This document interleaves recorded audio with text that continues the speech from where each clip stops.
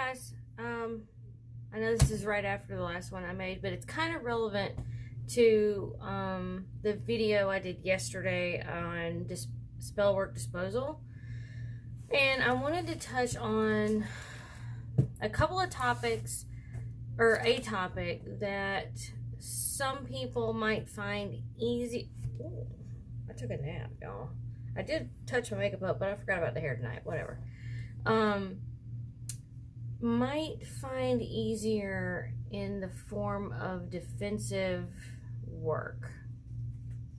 Let me explain. So, you know how we're in the community, if you practice light and dark, or that happy gray ground, you will defend yourself in the form of return to senders, confusions, banishments, bindings, such like that. Well, when I first started, I didn't know how I felt about those type of workings, right? So I came up with kind of a different method, and I was at work when I came up with it, and it really stuck with me. So, because I've been in my job for 15, my cat's playing with me, or playing behind me, for like 15 years. So I've had a lot of people come and go in my job life, some good, some bad.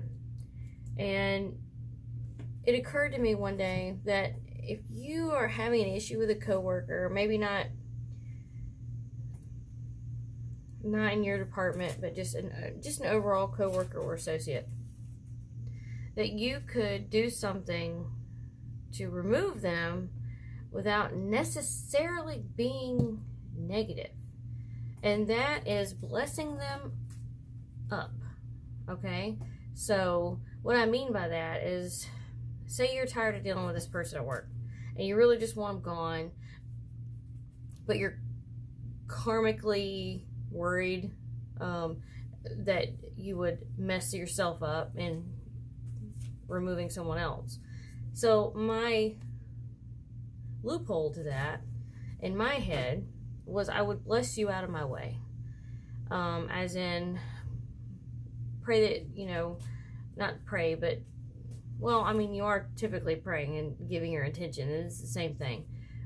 But, like, do a working that they get a promotion that moves them out of your department, or a promotion that moves them out of state, or a promotion that moves them out of your store, or, out of your direct line of having to deal with them, move them along, give them what they want, bless them into happiness, but out of your hair at the same time. So my husband's about to come in and interrupt. I can feel it coming because he just got home. But I just wanted to touch on that. You can bless people out of your life and keep your karmic hands clean, kind of. Because you're wishing them nothing but good intentions. You're just the sidebar to that is they're also out of your hair. So fruit for thought on that. I finally invested in one of these suckers. The other thing I wanted to talk about, and I can talk. Sorry, I'm so breathy. I forget to breathe when I talk. The other thing I wanted to go over, I found an oracle deck that, let me move my little handy dandy notebook out of the way, that we also use, and it's another one that Tequila sent me that I had stashed away. I had just said you're about to come in here. I knew you were. Hello, people. And there's the dog. Out. Oh yeah, I just found another tarot deck, and my incense toppled over last night, spilled and everything. But this is another one that she sent me that we did work with. So it's not 4, it's 5. Okay, and this one is the Witch's Wisdom Oracle cards. There is the guidebook. Still a good little guidebook. And then this is is that right? Yeah. So the guidebook in this case matches the outer box. I know with the Vintage Wisdom Oracle, the booklet doesn't match the picture on the front, so I just don't want anybody getting confused. Because there are several decks that are very close and similar in name that are very different decks. So, but this one has the pretty silver. This is what the backs look like. I can't believe I forgot, but it was shoved in my cabinet and I just missed it. So I really like, I got a thing about this, the silvery. I just really like it because it kind of works as a deflective mechanism too, in the way of, you know, keeping bad vibes from the deck. So I mean, I just, my thought, I mean, that probably has nothing to do with why it's there, but in my head that's like a pretty cool feature. It's like built-in self-defense. But this deck is really neat. So we'll go through a good bit of the cards, but I don't want to overwhelm you. So this is Air and Imagination. Sorry about the glare. They're very glossy, but the card stock is very thin and manageable.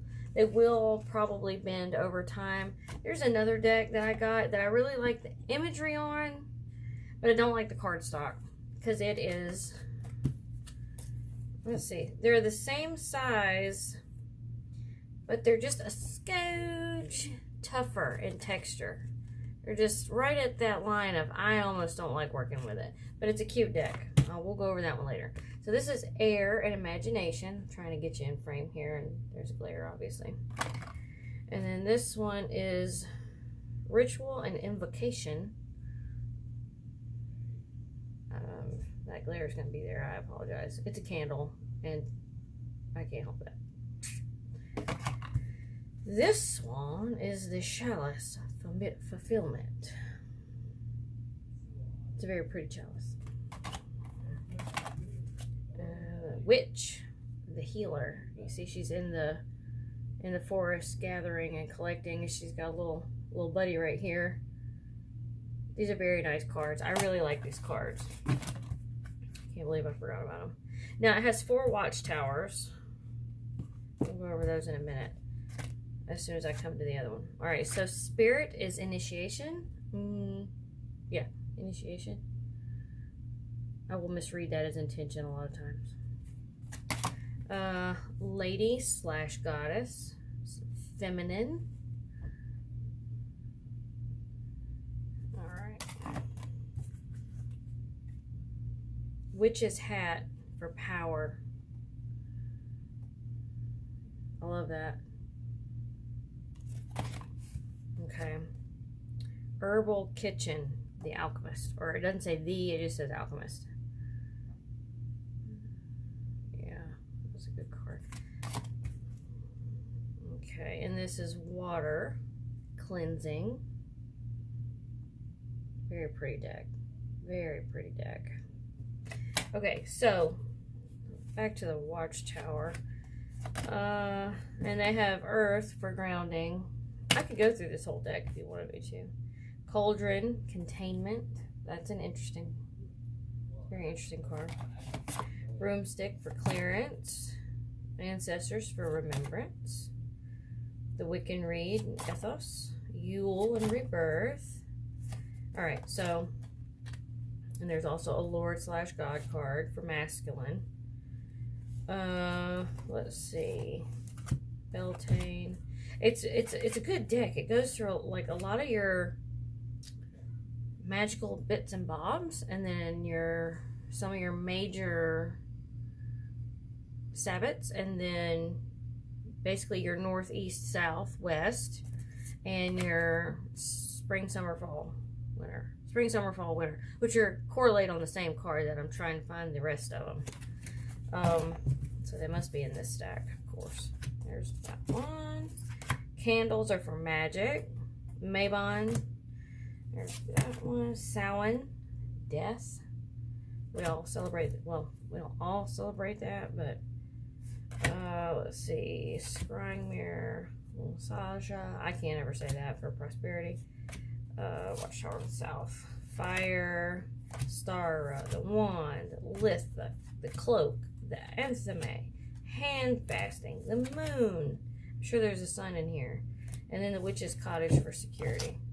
Alright, so these Watchtower cards I found interesting. So you have the Watchtower of the South for summer. Okay. then you have the Watchtower of the East for spring. Sorry. Watchtower of the West for autumn. I love this card. Who doesn't like autumn, though? Let's be honest. And then Watchtower of the North for winter. Winter's coming. Winter came and left. And I am so mad at that show. Not only did Cersei not die properly, but Brienne of Tarth and the redheaded wildling totally should have been together. Those are just my feelings.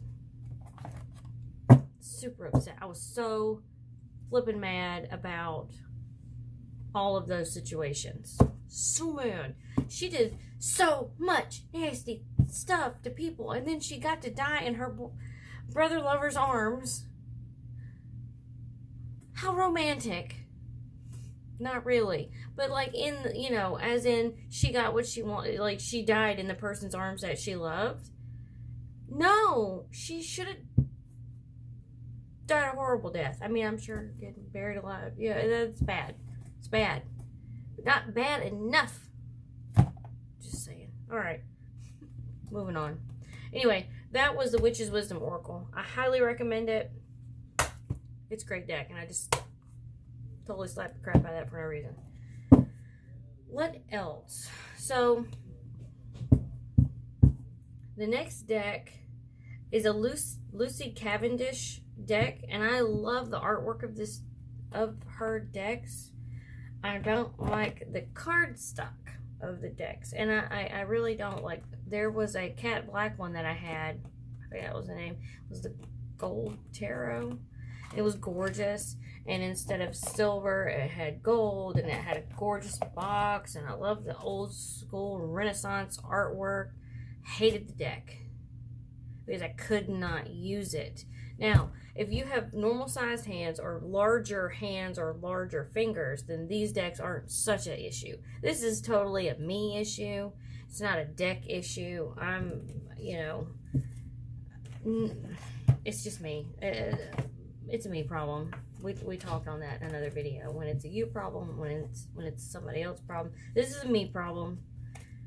And it's so difficult to work with. It's hard to shuffle. I'm hoping I can break it in and get it to where it needs to be, but it is tough. It's not as bad as that other deck I was talking about, the Golden Tarot. It's not as bad as that. Like, that one was damn near impossible. And I just gave up on it and regifted it. It's in a box to go to somebody else. But this is the Oracle of Shadows and Light by Lucy Cavendish. And it's got a good guidebook. I love the references. I love the little snippety clippets in here about each card. I actually really like the feel of this guidebook for some reason. I don't know why. It's taking me back to when I used to read young adult books. Anybody else read Christopher Pike growing up? Like, I've hit a point in my life where I'm being very nostalgic, and I want to start getting those books again because I loved them. They were creepy, cool, geared towards vampires and teenagers. It was wonderful. It's like Buffy before Buffy. Anyway, sorry, off topic again. Michael Romke is a good author too. But his, like, you almost need a thesaurus to read some of his books. I, Vampire was my freaking favorite. Had, what's his name? It had to do with the Romanovs and obviously vampires. And I love this character. I love this person in, like, real life. And now I just totally went blank on his name. He was almost impossible to kill. He ended up dying of, like, pneumonia or hypothermia. He's been shot, stabbed, poisoned, gouged. And I'll think of his name the minute I'm done with this video. It starts with an R, I think. I totally went blank. And I was talking about it the other day. And it's right there. It's like I can see his face. I just can't say his name. Wasn't meant to say. It's meant for y'all to look up. He was an advisor, a spiritual advisor to the Romanovs. Probably 200 years ago now. Maybe not even that long ago. Early 19th century. Or early 20th century. and he was born in like a town in Siberia that was like a town of nobodies, and he ended up being a huge somebody, and I'm gonna think of his name, and it's gonna bother me because I know the minute I hit in, it'll like boop, there it is. Anyway, this deck, Jibber I ate, and I've had a nap and 2 cups of coffee, so I got energy today. So this is the Dried Flower Fairy for Sweet Memories. This is a fairy deck. Now, some people don't like this deck because of the faces they make, and it is very misleading. Like, even in the happy cards, they look kind of depressed. So, I don't know how good this will come across in readings, but as a collector, which I guess I'm turning into, this deck is really cute, and I'd like to have the others. Angel of Alchemy for Miracle. I love this card. But you see their faces are very just like strung out. Or just, let's see, 2 Little Witches, magical Space Clearing Time. I'm not going to go through the whole deck. Oh, sorry. Kind of like if the twins in The Shining were little witches. There you go. Sewer Mermaid. See, this is a strange one for me. And this is what I mean by I don't know if they're going to read well. And it might just be because I have to let go of what the cards say and just read the card. But Sewer Mermaid. Your sensuality is beautiful.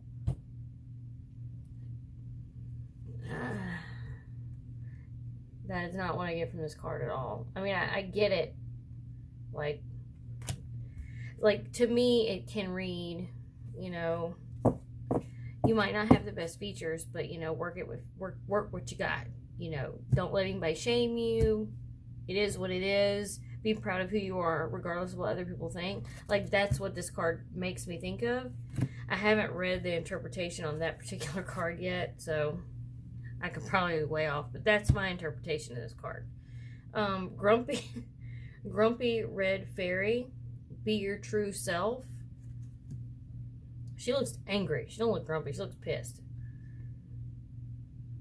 And I don't get a lot off this card other than she's pissed. But again, I haven't worked with this deck. Calm Amid Chaos. I love this card. This is a gorgeous card. Her features are gorgeous. She reminds me of a young someone I know. She's just gorgeous. Fairy of the Divine Hand. Intoxication, Distorted Views, and Overindulgence. Not put my finger in the main part of the card. It's very interesting. Now, this one I can get lost in. So it's like hit or miss. If I'm in my mind space and I'm ready to go with readings, then I think this could be okay, but I haven't tested it thoroughly. Like I have, it's been hit or miss. I got this right before I went to my mother's, and I didn't play with it at that point because we were busy doing other stuff. And then once I got home, it would like jump right back into work, and I just haven't had time to sit down and really get immersed into this deck. This deck, on the other hand, I really, really love. It's becoming a favorite. But this one is cute, and I get some of the, like when I sit down and I open my mind up to where I need to be to do readings, and I really take in the card and what it's telling me and how it's being represented to me in that time for that particular person and or question, then I can really feel it. But like just on the offset, some of these are just like, what the hell? But I still like the deck. It's just I don't know how often I will use it yet, if that makes sense. So that was just a little quick chit chat. I'm off the next 2 days. I'll probably work on some other stuff. I've got like 14 other ideas to work through in videos, or video ideas to work through. But it's kind of like hit or miss. Don't want to do this, don't want to do that, depending on how I'm feeling for that day. So if y'all have any other suggestions, I have gotten, and I can't remember his name. This is the bad part. Like I remember things so sporadically. But like it was very late or early this morning when the question came through on my last video about hexing someone with a rattlesnake skin. I haven't used a rattlesnake in that respect yet, but I can give you some information if you can't find it elsewhere. I want to gather my thoughts on it, because some of these hexing things, like I want to tell you from either personal experience or my personal feelings on that subject instead of just flying from the hip on what I would do even though I'm not in that instance. Because in that instance, I might change my mind. So I'd like to be a little bit more thorough with stuff like that. The thought came to mind for the stuff I spoke about in the first 3 or 4 minutes of this video about blessing someone out of your life. Not everybody that watches this channel is light and dark, or not light and dark, what am I trying to say? Some people prefer more of the lighter things, and if you're having an issue with someone and you do not believe in exactly doing harm or wrong, or just being ugly to someone with spell work in general, then, because I think about this stuff when I get on autopilot at work, you can bless them out of your way and kind of feel a little bit better if you're worried about karma, or if you're worried about things coming back at you or whatever.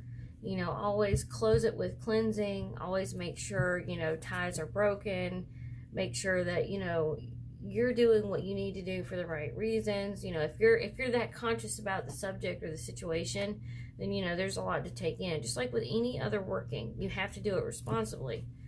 I'm not going to say I believe in the threefold law, but I do believe in you can get what you put back, or you can get what you give, so I would make damn certain that what you're doing, that is a tangent I need to get off on, because everybody's opinion, that shit's different, so I'm just going to stop. Anyway, if you have any more questions about that particular subject, I will get back to you, or ask them in the question part or comment section. Also, if I will probably message that person directly about the rattlesnake to understand, what exactly you're looking for, or, because everybody's interpretation of hexing and cursing is very different depending what culture you are or practice, what you have around you, what's available to you. There's just a lot of variables. I mean, I could totally just give my interpretation or representation of said item, but I'd rather be more, thorough. So anyway, y'all have a good night. I've rambled again for 20-something minutes. All right. Good night. I might see y'all again tomorrow. I don't know. Have a good one. Bye.